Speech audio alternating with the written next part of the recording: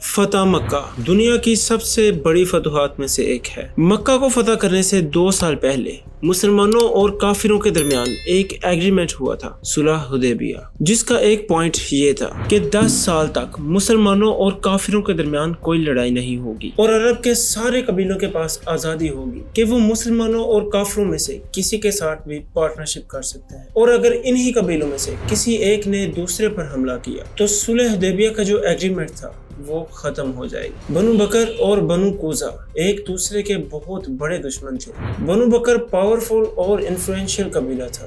دونوں قبیلوں نے سوچا کہ اب ان کمزور مسلمانوں کے ساتھ کیا پارٹنرشپ کرنی۔ دونوں نے اس وقت سب سے زیادہ پاورفل اور ریچ قبیلے قریش کے ساتھ پارٹنرشپ کرنی۔ بنو قوظہ کے پاس اور کوئی بھی آپشن نہیں تھا تو انہوں نے مسلمانوں کے ساتھ پارٹنرشپ کرنی۔ یہ حالات صلح حدیبیہ کے ٹائم تھے، لیکن اس کے کچھ ہی عرصے بعد مسلمانوں نے عرب کے سب سے ریچسٹ قلعوں میں سے ایک قلعہ خیبر کو فتح کر لیا اور اس کے بعد رومن امپائر کے ساتھ بھی ٹکر۔ تو اب مسلمانوں کے حالات بالکل بدل چکے تھے اور قریش جو کہ اس وقت عرب کا سب سے طاقتور اور ریچ قبیلہ تھا، وہ بالکل کمزور پارٹی بن چکی تھی۔ قریش ہر ٹائم اس کوشش میں رہتے تھے کہ 10 سال لڑائی نہ کرنے کا جو ایگریمنٹ ہے وہ ختم نہ ہو، لیکن قریش کے پارٹنر بنو بکر نے پرانی دشمنی کی وجہ سے مسلمانوں کے دوست بنو قوظہ کے کافی لوگوں کو رات کے اندھیرے میں قتل کر دیا۔ لیکن کیونکہ بنو قوظہ کمزور لوگ تھے تو وہ سیدھا رسول اللہ صلی اللہ علیہ وآلہ وسلم کے پاس گئے اور ان سے مدد طلب کی۔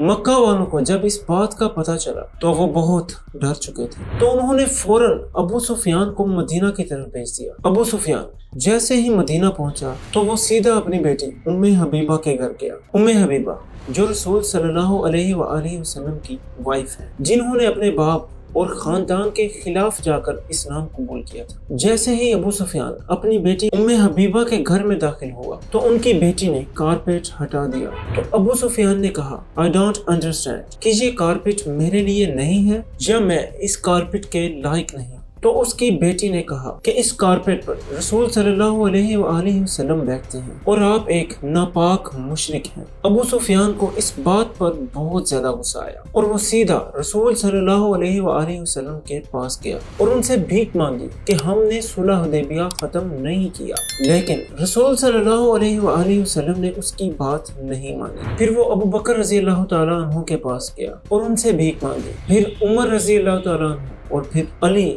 شیر خدا رضی اللہ تعالیٰ عنہ کے پاس گیا۔ سب کے پاس جا کر اس نے بھیک مانگی، لیکن کسی نے بھی ان کی بات نہ مانی۔ ابو سفیان اس کے بعد سیدھا مکے گیا اور سب کو بتایا کہ اب ہمیں بچانے والا کوئی نہیں ہے، صلح حدیبیہ کا جو ایگریمنٹ تھا وہ ختم ہو چکا۔ لیکن مکہ والوں نے مدینہ والوں کی طرف سے اتنی جلدی حملہ ایکسپیکٹ نہیں کیا تھا۔ مدینہ میں رسول صلی اللہ علیہ وآلہ وسلم نے کسی کو بھی بتائے بغیر حملے کی تیاریاں شروع کر دی تھی اور کسی کو بھی نہیں بتایا کہ حملہ کب، کس وقت اور کہاں کرنا ہے۔ ایون حضرت ابو بکر صدیق نے اپنی بیٹی حضرت عائشہ سے پوچھا تو حضرت عائشہ نے کہا I have no idea۔ تو پھر رسول صلی اللہ علیہ وآلہ وسلم نے عرب کے لوگوں کو کنفیوز کرنے کے لیے ایک چھوٹی سی فوج مدینہ سے مکہ کی بجائے رومن امپائر کی طرف روانہ کر دی تاکہ لوگوں کو لگے کہ مسلمان رومن امپائر پر حملہ کر رہے ہیں۔ مکہ کو تو کسی نے کچھ بھی نہیں کہا، لیکن رسول صلی اللہ علیہ وآلہ وسلم کے ایک بہت ہی ٹرسٹڈ صحابی حاتب نے مکہ والوں کو ایک خط لکھا، لیٹر، کہ مدینہ میں حملے کی بہت زور و زور سے تیاریاں چل رہی ہیں، ہو سکتا ہے کہ مسلمان مکہ پر حملہ کر دیں۔ اور یہ خط اس نے ایک عورت کو دیا تھا کہ وہ عورت یہ خط مکہ تک پہنچائے، لیکن رسول صلی اللہ علیہ وآلہ وسلم کو اللہ کی طرف سے پہلے ہی بتا دیا گیا تھا، تو انہوں نے حضرت علی شیر خدا رضی اللہ تعالیٰ عنہ کو اس عورت کو روکنے کے لیے بھیج دیا اور حضرت علی نے اس عورت کو روکا اور اسے کہا، لیٹر۔ اس عورت نے کہا کہ میرے پاس اس وقت کوئی بھی لیٹر موجود نہیں۔ تو حضرت علی نے کہا کہ یہ رسول صلی اللہ علیہ وآلہ وسلم نے کہا ہے اور یہ ہو ہی نہیں سکتا کہ تمہارے پاس کوئی لیٹر نہ ہو۔ حضرت عمر رضی اللہ تعالیٰ عنہ نے کہا کہ میں اس کا سر کاٹ کر ادھر پھینک دیتا ہوں، لیکن اس صحابی نے کہا کہ میں نے اپنے بچوں کو بچانے کے لیے یہ سب کیا تھا۔ جو کہ مکہ میں رہتے ہیں۔ تو رسول صلی اللہ علیہ وآلہ وسلم نے اس صحابی کو معاف کر دیا۔ 5 ہجری میں 10,000 لوگ مکہ سے مدینہ فتح کرنے کے لیے آئے تھے، اور اب صرف 3 سال بعد مدینہ سے 10,000 لوگ مکہ فتح کرنے کے لیے روانہ ہوئے تھے۔ رسول صلی اللہ علیہ وآلہ وسلم کا انٹیلیجنس کا نظام اتنا زبردست تھا کہ مسلمان بالکل مکہ کے پاس پہنچ گئے اور مکہ والوں کو پتہ بھی نہیں چلا۔ تو رسول صلی اللہ علیہ وآلہ وسلم نے مکہ والوں کے دلوں میں خوف ڈالنے کے لیے مسلمانوں سے کہا کہ مکہ کے چاروں طرف کھانا پکانے کے لیے آگ لگا دو۔ تو جیسے ہی رات ہوئی تو مکہ والوں نے دیکھا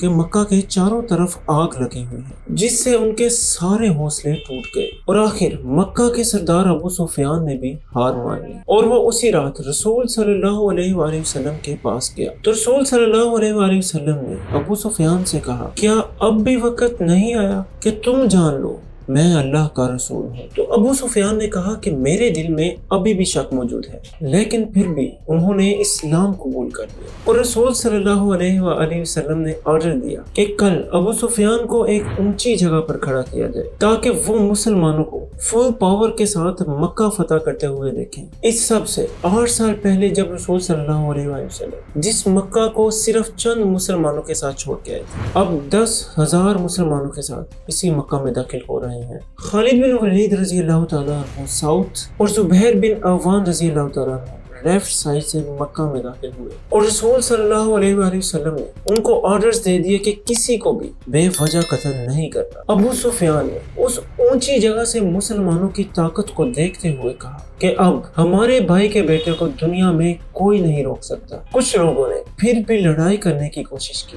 لیکن خالد بن ولید رضی اللہ تعالیٰ عنہ نے مار دیا۔ رسول صلی اللہ علیہ وآلہ وسلم اللہ کا شکر ادا کرتے ہوئے مکہ میں داخل ہوئے، اور جب وہ کعبہ کے پاس پہنچے تو کعبہ کا دروازہ بند تھا۔ تو انہوں نے حضرت علی رضی اللہ تعالیٰ عنہ کو عثمان بن طلحہ کے پاس بھیجا، کیونکہ کعبہ کی چابی بہت صدیوں سے عثمان بن طلحہ کے خاندان کے پاس تھی۔ حضرت علی نے جب ان سے چابی کا پوچھا تو انہوں نے انکار کر دیا، لیکن حضرت علی رضی اللہ تعالیٰ عنہ نے ان سے چابی زبردستی چھین لی۔ رسول صلی اللہ علیہ وآلہ وسلم جب کعبہ میں داخل ہوئے تو انہیں اللہ کی طرف سے بتایا گیا کہ کعبہ کی چابی واپس اس کافر عثمان بن طلحہ کو دے دی جائے۔ تو حضرت علی نے کعبہ کی چابی عثمان بن طلحہ کو واپس دے دی اور ان سے معافی بھی مانگی، اور وہ عثمان بن طلحہ مسلمان ہو گیا۔ اور رسول صلی اللہ علیہ وآلہ وسلم نے عثمان بن طلحہ سے کہا کہ یہ کعبہ کی چابی تمہارے اور تمہاری اولاد کے پاس تا قیامت رہے گی، اور اس چابی کو